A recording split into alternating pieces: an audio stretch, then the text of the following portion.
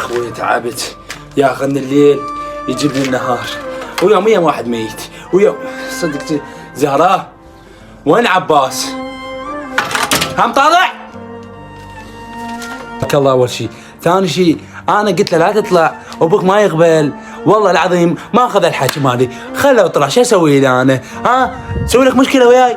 ما لي شغل بيه، بلكي ترى يجي. شو يقول؟ شو بيصير؟ يلا انا اكذب علي ويا ابوي ما كنت بالسنه، كنت يم جماعتي. يلا وش ما ادري جابك وين كنت؟ انا ابوك مقطوع قطع بالنص، تعبان، ادفن، مشتغل على باب الله، عمود اجيب لقمه للبيت، اجيب شرب، واجيب اي شيء، وانت تطلع بسكته. وين كنت؟ تعال. اي حيل كتله بسطه، ودك خاف اقول له لا كتله. اوف حيل يوميا يطلع من الصبح ما يجي الا بالليل. عمي هذا تعود كرة السله ونادي. عمي سجل يا ابوك، ادفن العالم، عم الله يرزقك بكل شيء. والله يا الله حيل بسطه. تعال عباس. ابوي كم مرة قلت لك أنا لا تطلع بالشارع؟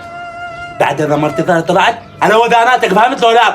أنا بعد كم مرة ردك عينك ويا عم تدفن العالم، مو مال كرة السلة. يلا ولي